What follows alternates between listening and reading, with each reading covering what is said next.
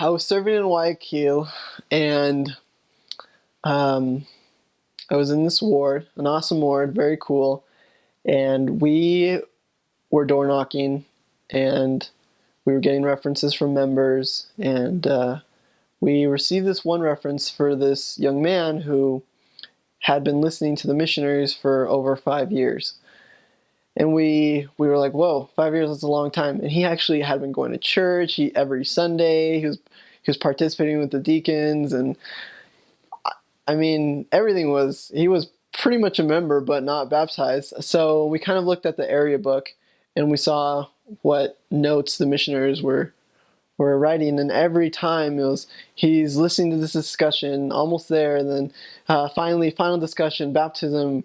The date has been given, and he will be baptized this week. And then that next week, they're like, he didn't show up, or the other week, like he doesn't want to anymore. So it just like blew my mind that all these missionaries had been trying for so long, and he was not having it. He didn't want to be baptized. He enjoyed the church. He liked the friends that he made. He liked the experiences. He went to sacrament. He went to the classes he needed to, but he just didn't want to be baptized.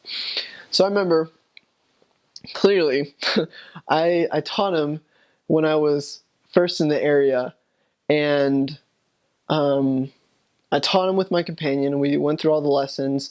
His parents were members. He wasn't a member. We made really good friends with him. Like, we were really good friends with him, and we eventually proposed a baptism date, and he said, sure. And he didn't show up. And I remember being kind of bummed about it, saying, oh, I thought like he would actually show up this time, but he didn't. And then again, a month or two later, we had a couple members there with us in the lessons with him, and they were like, Cesar, do you want to be baptized? And he said, yeah, I do. And so another baptism date would be proposed. We'd have everything set up. This time it was like ginormous, like the whole ward was there, and it was awesome. He wouldn't show up. We called him. He was at the park or something, like 2 hours away with his family, and we reminded him, hey, did you remember your baptism was today? He said, yeah, but I just couldn't make it in time, and it was just really hard on me at that time to just kind of like, wow, he really just doesn't want to be baptized, but he really likes the church. It's kind of weird.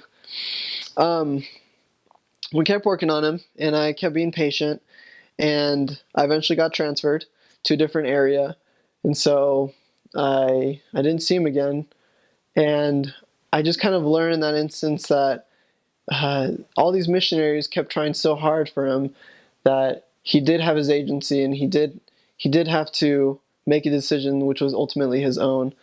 Later, I went to a different area for 6 months, and after that I was transferred back to the same area which I had been 6 months earlier, because they had combined wards, because the area was so big that they originally had 2 pairs of missionaries, but then they took a pair of missionaries out. So my companion and I were working on both these wards, and one of the wards happened to be the ward that I was serving in 6 months ago, so I knew the area fairly well. And I remember I was like, we're teaching this guy, we're teaching this kid that I tried to have be baptized 6 months ago, and he wouldn't have it. And I remember going back, and he's like, whoa, Elder Pietro, you're back. And I was like, yeah, I'm back. And we just kind of kept teaching him, and new companion. It was really good. We went through the lessons again, just had more experiences. But we really tried to focus on him having his own spiritual experiences. Trying to go to church with a question, and then seeing if it would be answered, or seeing if he would kind of feel something different after church. Having him read talks, having him interact with members, having him interact with us, having him pray, just have him have his own spiritual experiences to kind of develop his own belief in baptism. And we eventually did so, and he one day asked me, he's like, Elder Peter, can you give me a blessing? I just want a blessing of peace and comfort because I'm trying to see if I want to be baptized. And I said, sure. So we gave him a blessing of peace and comfort. And after that, we asked him, Cesar, do you want to be baptized? And he said, yes. And I said, okay, well, we don't want it to be so long out because you've been to church every Sunday, so we would like you to do it this Sunday if you feel comfortable with it. And he said, okay, I'll do it. And so I had already gone through this twice with Cesar, so I was obviously a little bit skeptical, but I said, okay. And he seemed like he felt good after the blessing. He seemed like he wanted to do it that Saturday. And we set everything up. We told the bishop everything was ready. And he showed up. He showed up. And I'll never remember this moment either. We didn't have enough baptismal clothing, but we thought we had one that just fit him right. But it was super tight on him. It was too tight. The zipper wouldn't zip for him to be baptized. And I was like, oh no, I don't know what to do. So at that moment, I did what anybody else would do. I put on the really small zipper suit, and I gave him my shirt to put on, which was a white shirt and white pants, which I had originally taken to be able to baptize him. So we switched clothing. I gave him my shirt and my pants, and I took the really small suit, which was really tight, because he was a little bigger than me.